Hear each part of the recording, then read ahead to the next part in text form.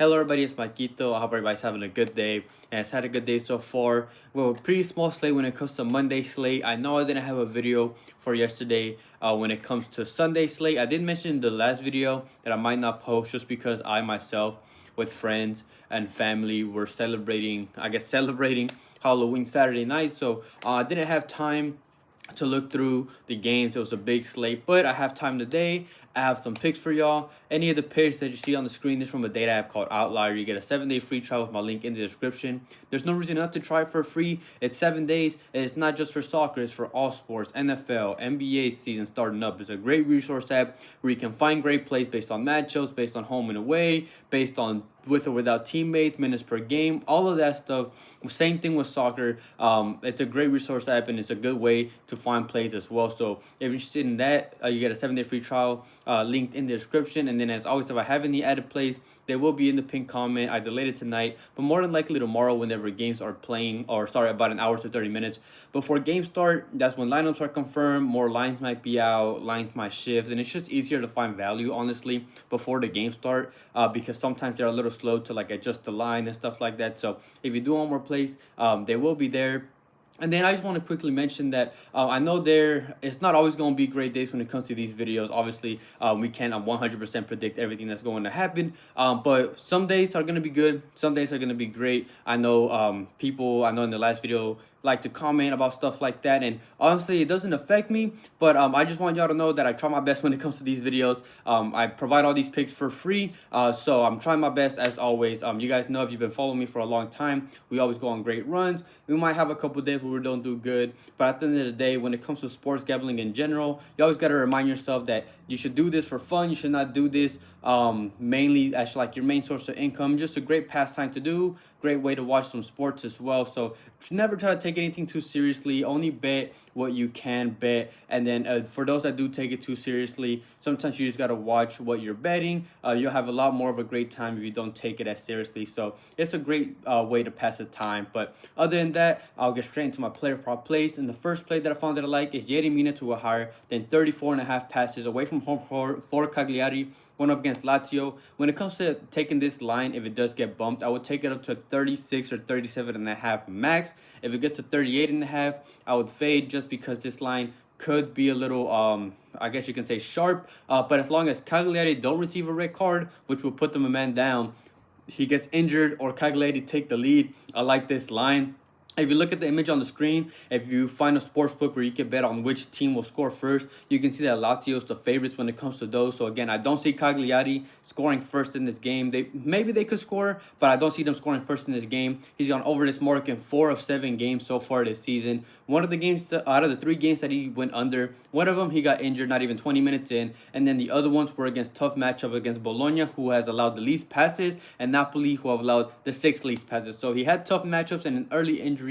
So it's not like he's been missing just to miss, I guess you can say. Lazio as a team don't have midfielders that really control possession, that can hold the ball. Their midfielders honestly are more like box-to-box type of players, hence why they allow passes. Lazio, despite being middle of the pack when it comes to possessions, being able to hold it, so they're not a high possession team, but they're not a low possession team either. They're middle of the pack. That they have still allowed the 7th most passes to opponents. So despite being a 50-50 team, they still allowed a lot of passes. They're not an aggressive team. That's a big part of it as well. They have fouled the 3rd least to opponents. And again, it's a good matchup. According to Outlier, he's gone over this mark in 8 straight games against bottom 10 teams. 4 passes allowed. And like I mentioned, this line is sharp. As you can see, 1 or 2 of the games on the screen where like he barely went over the line, and 2 of those games were against Lazio. So he played them twice last season, went over in both games. He has good history against them, and it's going to be a tough matchup for them to score.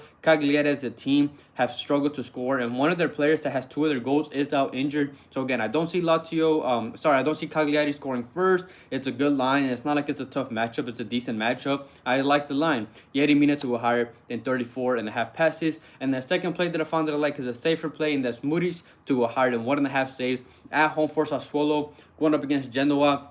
You can take his normal line at 2.5. I was contemplating taking his 2.5 line instead of his 1.5 line, But one, I'm playing it safe, and two, it's a good way to bounce back after last video. He's gone over in 7 of 8 games so far. He's gone over in almost every game, as you can see on the screen. He has played well so far this season.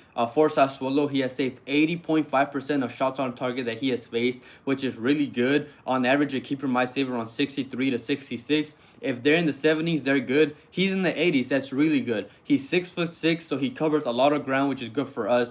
And if you take a look at his home games, he's gone over in all 3 games so far. So he's done well at home. He's done well overall. Sassuolo can be a leaky team when it comes to allowing goals and just in general allowing shots. They have allowed on average 13.3 shots a game, and that's home and away. So it's not like they allow less shots at home. They're a leaky team no matter where they play, which is good for us because he's going to be facing shots on target from the opponent. Genoa on average have taken 11.9 shots, with 3.3 of those being on target. And with it being a decent matchup for us, they can easily get those 3 to 4 shots on target. We need him to save at least 2 of them. Again, it's a decent matchup. Genoa are a middle of the pack team when it comes to how many saves they allow to opponents, allowing 2.8 saves per game. But like if you would have heard earlier, they are averaging 2.8 saves, but they're averaging 3.3 shots on target, which means they have not been clinical at all. On average, a team should finish around 33 to 35% of their shots on target. A bad team converts around 25 to 30. They're only converting on 12% of shots on target. That's really, really bad. Again, they've been bad on offense. They haven't been clinical. They like to take a lot of long shots, which is honestly just easy saves from Muric. He should be able to save those long shots. And it's 2 low possession teams. Sassuolo and Genoa both are teams that don't hold possession. And when 2 low possession teams play against each other, both teams are going to get more chances on offense. So he's going to get more chances. Genoa have just fired their coach, so their morale's low. So they shouldn't be able to convert many of their chances. And I want them to have as a good safe line. So I like Muric to go higher than 1.5 saves. Before I get into my money line play, I would really appreciate it if everybody liked the video and commented as well. It's a great way to support the channel, whether it's just showing your support, whether it's just commenting something random, whether it's asking questions, because I know a lot of y'all that watch these videos don't actually watch soccer and just do it because I'm the one posting them, which I really appreciate. If you're not subscribed, please subscribe. Turn on notifications so you're notified when these videos do go out. I do also let you know on my Discord, which is completely free. Great community where people post their own plays, not just on soccer. I post my my added plays there as well as when the videos go out. So there's no reason not to join for free. I don't hide any picks. Link for that in the description. I mentioned Outlier earlier in the video. Link for that. And then the only form of premium, I suppose you can say, that I have is my YouTube membership. It is just for those that want to support the channel more and get the videos out earlier. So if you're not a member, those that are, I already got the video and all the picks for everybody else. It's not, again, it's not necessary you get all my picks for free. It's just a great way to support the channel. So link for that in the description. I really want to thank anybody and everybody that supports me in any way. And even those that comment bad. At the end of the day, the comments help the video get boosted out to more people. So I appreciate y'all too. But I'll get straight into my money line play. I have one slip. I believe I got this anywhere between 110 and minus 120. And the first place in the Italian Serie A. And that's Sassuolo to score at home, going up against Genoa. They scored in 6 of 9 games so far, with the games in which they missed. 2 of them were tough matchups in Napoli and Roma. They did miss against Lecce. They did have an off game there, but the other 2 games were against tough matchups. But now they have a good matchup against Genoa, who have conceded in all 4 away games so far. They're a leaky team in general. They've gone from allowing 8.2 shots at home, which is actually really good, all the way up to 13 shots away from home. So they're a leaky team away from home, hence why they've conceded in all 4 games. I mentioned it in the Muric pick. When 2 low possession teams face each other, both teams are going to get more chances because they'll hold more possession than what they usually do. So they'll be able to take more shots than what they usually do. Genoa, Rica defending the wings, and now they're playing 2 good wingers in Lorient and Berardi, who each have their own type of threat. So that's already a tough matchup for them there. Genoa are currently bottom of the league and have been playing bad, and they just sacked their coach Vieira. So their morality is low right now. They're the worst team in the league so far. They just fired their coach. And Sassuolo, on the other hand, got promoted last season. They've played pretty good so far this season, considering they're a team that just got promoted. They had the best offense in the second division, scoring 43 goals in 19 games at home. So they average 2.6 goals on average at home. So they can score there. They can score here in this tough matchup. Genoa have fought the 5th most on average, and then they've had the most yellow cards as well. So it's just a good home matchup for them against a low morale team, weak defensive team. Now at home, I like this play, Sassuolo to score going up against Genoa. And the second play that I found that I like is in Spain, La Liga, and that's Osasuna to score away from home going up against Real Oviedo. They've scored in 6 of 10 games, so it might not look great. And whenever I take them, they usually play at home because they're much stronger offensively when they play at home. But if you look at the weekends that they've played so far, they missed against Real. They missed against Real Madrid. They missed against Real Betis. They missed against Atletico Madrid and Espanyol. Other than Espanyol, those other 3 were all tough matchups. But now they're in a good matchup against Oviedo, who have been a leaky team, who just got promoted. They're coming off a game where they conceded against like a 2nd or 3rd division Spanish team or something like that. They've conceded in 10 of 11 games so far this season. Again, they're a very leaky team. And the one game in which they didn't concede a goal was against Real Sociedad. But it took a 6-save man-of-the-match performance against Real Sociedad, in which they were expected to score 2 goals for them to not concede. So even then, they were lucky to not concede. They've allowed on average the 2nd most shots to opponents at 17.3. They allow a lot of shots. They make a lot of defensive mistakes, and they're weak at defending set pieces. That's one of the biggest Osasuna strengths that they have, is them being able to convert on their set piece opportunities, because they have a lot of big bodies. Their strikers, their midfielders, their defenders. They're all like 6'2", 6'3" plus, so they can take advantage of those defensive mistakes that they'll make and them not being able to defend those set pieces. While they haven't been clinical, only converting on 28% of shots on target, playing against a much weaker side in Real Oviedo, they'll get plenty of chances. Besides, they have scored 9 goals, but they've been expected to score 11. But now in a good matchup here, they will get the chances, and I expect them to score. I like their team. I like Osasuna to score going up against Real Oviedo, paired with Sassuolo to score going up against Genoa.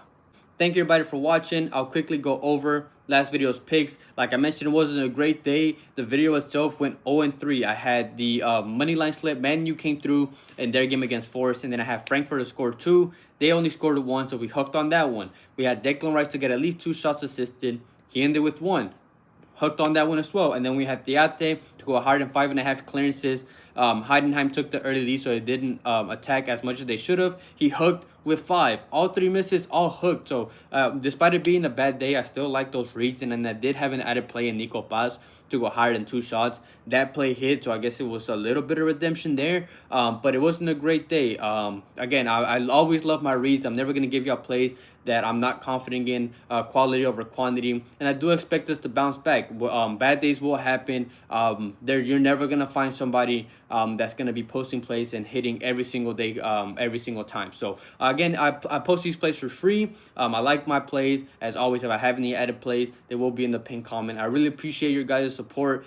Even whenever people are like, doing that type of stuff, you guys are always there to show support, motivate me to keep making these videos. Hence why I'm making this one. So I really appreciate you all, whether it's all the comments or tagging me on Discord. I read everything, so I really do appreciate you guys. I appreciate all the love. But other than that, I hope everybody has a good night, a good day, and we can cash out tomorrow.